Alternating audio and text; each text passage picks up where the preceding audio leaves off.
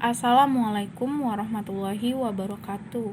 Perkenalkan, kami dari kelompok 9 mata kuliah Green Economy and Trade yang beranggotakan Meliana Putri, Karissa Handayani, Nur Fadilah, dan Aziza Vivin Fania. Di sini kami akan membahas materi tentang pengelolaan lingkungan hidup, analisa mengenai dampak lingkungan yang bisa disingkat sebagai AMDAL. Materi pertama yaitu pengertian AMDAL. Secara harfiah, AMDAL adalah singkatan dari 5 suku kata, yaitu analisis mengenai dampak lingkungan hidup. Analisis mengenai dampak lingkungan hidup, AMDAL, adalah kajian mengenai dampak penting suatu usaha atau kegiatan yang direncanakan pada lingkungan hidup yang diperlukan bagi proses pengambilan keputusan tentang penyelenggaraan usaha atau kegiatan. Dalam pasal 1 Undang-Undang Nomor 23 Tahun 2009 tentang perlindungan dan pengelolaan lingkungan hidup. MUN mendefinisikan AMDAL sebagai suatu aktivitas yang mengidentifikasi, menduga dampak lingkungan biologi fisik dan kesehatan serta kesejahteraan manusia sebagai akibat dari suatu peraturan, kebijaksanaan, program, proyek, dan lain sebagainya. Jane mendefinisikan AMDAL sebagai suatu studi terhadap kemungkinan perubahan berbagai aspek sosial, ekonomi, dan karakteristik biofisik lingkungan yang diakibatkan oleh suatu rencana kegiatan.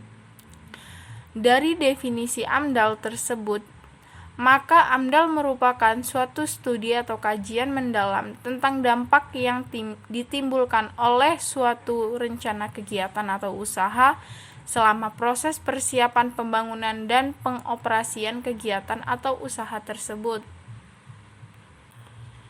Kemudian, tujuan, fungsi, dan manfaat AMDAL. Tujuannya, yang pertama, memberikan masukan tentang perencanaan suatu kegiatan usaha atau pembangunan. Kedua, memberikan informasi kepada masyarakat tentang pengelolaan lingkungan hidup. Ketiga, memberikan izin usaha atau kegiatan. Keempat, menjadi acuan perencanaan pembangunan pada suatu wilayah. Dan yang terakhir, untuk dijadikan sebuah dokumentasi legal dan ilmiah. Materi selanjutnya akan dibacakan oleh Karissa Handayani. Fungsi yang pertama, memberi masukan dalam pengambilan keputusan bagi pemerintah dan pengelola kegiatan. Kedua, memberi pedoman dalam upaya pencegahan, pengendalian, dan pemantauan dampak lingkungan hidup. Dan yang ketiga, memberikan informasi dan data bagi perencanaan pembangunan suatu wilayah. Manfaat yang pertama, mengetahui sejak awal dampak positif dan dampak negatif akibat kegiatan pembangunan proyek. Kedua, menjamin aspek keberlanjutan kegiatan-kegiatan proyek pembangunan. Ketiga, menghemat penggunaan sumber daya alam. Dan keempat, kemudahan dalam memperoleh perizinan dan memperoleh kredit bank. Manfaat AMDAL dapat dikelompokkan menjadi 4 kelompok, yaitu yang pertama, manfaat AMDAL bagi pemilik usaha atau kegiatan. Kedua, manfaat AMDAL bagi pemerintah. Ketiga, manfaat AMDAL bagi masyarakat. Dan keempat, manfaat AMDAL bagi lingkungan. Manfaat AMDAL bagi pemilik usaha atau kegiatan atau pemrakarsa proyek, yaitu 1. AMDAL memberikan gambaran yang jelas atas manfaat, risiko, dan sasaran usaha atau kegiatan atau proyek yang dikelola. Kedua, AMDAL memberikan gambaran yang jelas atas kondisi lingkungan hidup setempat, baik biogeofisik, sosial ekonomi, dan budaya masyarakat di sekitar lokasi usaha atau kegiatan atau proyek yang dikelola. Yang ketiga, AMDAL dapat dijadikan sebagai landasan perencanaan pengelolaan lingkungan yang lebih baik dan merupakan bagian dari pengelolaan pembangunan usaha atau kegiatan atau proyek secara keseluruhan. Manfaat AMDAL bagi pemerintah terbagi menjadi 3, yaitu pertama, AMDAL dapat dimanfaatkan pemerintah untuk mengontrol pengelolaan lingkungan dan pemilik usaha kegiatan atau proyek. Kedua, AMDAL dapat dimanfaatkan pemerintah untuk mengontrol penggunaan sumber daya alam dan lingkungan oleh pemilik usaha kegiatan atau proyek. Ketiga, AMDAL dapat dimanfaatkan pemerintah untuk mencegah kerusakan dan pemborosan penggunaan sumber daya, baik yang digunakan oleh pemilik usaha kegiatan atau proyek atau oleh pihak lain. Selanjutnya, manfaat AMDAL bagi masyarakat. Pertama, masyarakat bisa mengetahui bagaimana rencana pembangunan berlangsung.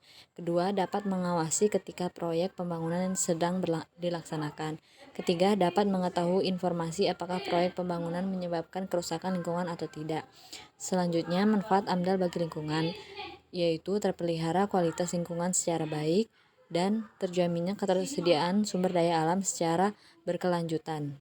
Alur penyusunan AMDAL. Langkah-langkah yang harus ditempuh dalam menyusun AMDAL adalah membuat langkah pendahuluan, yaitu menyusun rona awal lingkungan.